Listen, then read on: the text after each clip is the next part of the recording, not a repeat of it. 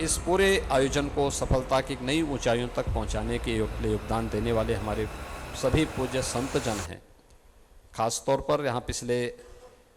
एक सप्ताह से यहाँ पर रहकर के इस पूरे आयोजन को पूरे उत्साह के साथ सफलता की नई ऊंचाइयों तक पहुंचाने में योगदान दे रहे हैं। अपने काशी से पधारे सतवा बाबा आश्रम के श्री महंत महामंडलेश्वर महंत संतोष दास जी महाराज, कालीबाड़ी के आपके चिरपरिचित महंत जी हैं रविंद्र दास जी महाराज, और हमारे यहाँ गोरक्षपीठ के हमारे गोरखनाथ मंदिर के जो प्रधान पुजारी हैं योगी कमलनाथ जी, अन्य सभी योगेश्वरों ने भी इस पूरे आयोजन के साथ इस कार्यक्रम को सफलता की नई ऊंचाइयों तक पहुंचाने में अपना योगदान किया है। उन सबको, सभी यजमान गणों को, आप सभी श्रद्धालुजनों को मैं इस अवसर पर इस पवित्र आयोजन के सकुशल संपन्न होने और आप सबकी उपस्थिति के लिए आप सबके प्रति अपनी शुभकामनाएं व्यक्त करता हूं। महायोगी भगवान गोरक्षनाथ जी से, जो 9 मंदिरों में यहाँ पर देव विग्रह विराजमान हुए हैं, उन सब से मैं यही प्रार्थना करूँगा कि इस यज्ञ का पुण्य आप सबको प्राप्त हो। इस कथा के माध्यम से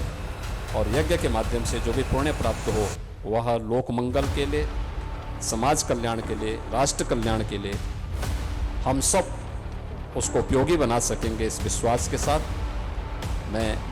एक बार फिर से आप सबके प्रति, कथा व्यास जी के प्रति, पूज्य संतों के प्रति और इस आयोजन के साथ प्रत्यक्ष और अप्रत्यक्ष रूप से जुड़े हुए उन सभी महानुभावों के प्रति जिन्होंने इस कार्यक्रम के साथ पूरी सद्भावना के साथ जुड़ करके इस पूरे आयोजन को धर्म में, आध्यात्म में बनाने का पूरा योगदान दिया है, उन सब के प्रति भी मैं हृदय से धन्यवाद ज्ञापित करता हूँ। अभी यहाँ मंच पर हमारे 2 लोगों को सम्मान किया गया और वे 2, एक तो इस पूरे व्यवस्था के जो आर्किटेक्ट थे इंजीनियर अनुपम अग्रवाल, कैसे मंदिर बनने हैं, उसकी माप क्या होनी चाहिए, वास्तु के अनुसार क्या कार्यक्रम होने चाहिए, ये सभी उन्होंने इसको पूरी तन्मयता के साथ जोड़ करके विगत 3 वर्षों से वे नियमित यहाँ पे आकर के मंदिर से जुड़े हुए जो इंजीनियर थे उनके साथ मिल करके,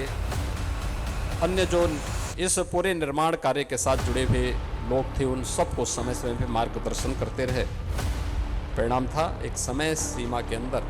वे सभी मंदिर बन करके तैयार हुए और आज वहाँ पर देव विग्रहों की स्थापना का कार्यक्रम संपन्न हो रहा है। मंदिरों में देव प्रतिमाओं का विराजमान होना और मंदिर की साइज के अनुरूप देव विग्रह भी हो और उन्हें व्यवस्थित रूप से स्थापित करने के लिए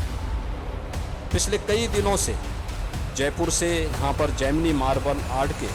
श्री मुकेश कुमार जैमिनी और श्री शिवम जैमिनी यहीं पर प्रवास करते हुए सभी मूर्तियों को कैसे स्थापित करना है। बहुत मूर्तियाँ अगर यद्यपि वे अब तो साक्षात यहाँ पर उन देव विग्रहों का प्रतीक बन चुकी है, लेकिन जब ये मूर्तियाँ वैसे भी आई थी भारी भारी थी, यानी अगर हनुमान जी की ही मूर्ति का वजन आप देखेंगे तो आप कम से कम 7 से 8 क्विंटल से कम नहीं है, लेकिन उस मूर्ति को सकुशल वहाँ तक पहुँचा देना। अन्य मूर्तियों को भी देखेंगे, कोई 5 कुंटल से कम नहीं, कोई 3 कुंटल, कोई 1 कुंटल से कम तो कोई नहीं होंगे, लेकिन उन सभी मूर्तियों को सकुशल वहाँ पर पहुँचा देना और उनके सौंदर्य में किसी भी प्रकार का कोई खरोंच तक ना आए, यह एक अद्भुत कला है। यानी मूर्ति बना देना, उनकी सजावट कर देना, लेकिन सजावट के साथ ही उन मूर्तियों को और मंदिरों की भी सजावट आपने देखा होगा कितनी बहुत ही अच्छे उस पर उन्होंने करने का प्रयास किया है। मैं इसके लिए श्री मुकेश कुमार चैमली और उनके पुत्र और उनकी पूरी टीम को भी मैं हृदय से धन्यवाद ज्ञापित करता हूं। इसके साथ ही जिन राजमिस्त्री और मजदूरों ने भी पूरी मजबूती के साथ मिलकर के काम किया, यहाँ पर श्री के कंस्ट्रक्शन के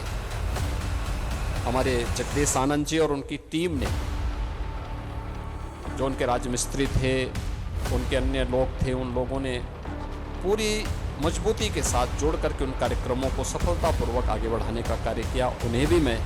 इस अवसर पर हृदय से धन्यवाद देता हूं और विश्वास व्यक्त करता हूं कि ये देव मंदिरों की स्थापना में हम लोग वास्तु का ध्यान तो रखते हैं, मूर्ति कैसे बननी चाहिए इसका भी ध्यान रखने का प्रयास होता है, लेकिन उन मूर्तियों के संरक्षण के साथ साथ स्वच्छता के प्रति भी हम आग्रही बने, दूर से पूजा करें, क्योंकि ईश्वर तो सर्वत्र विराजमान है। उस मूर्ति को अपने अंतःकरण में धारण करने का प्रयास और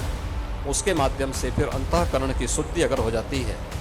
तो ये मान के चलिए कि सब कुछ हमने प्राप्त कर लिया है।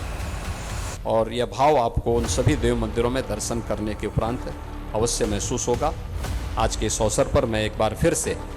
आयोजन समिति की ओर से कथा व्यास जी के प्रति, यज्ञाचार्यों के प्रति, अपने पूज्य संतों के प्रति और आप सभी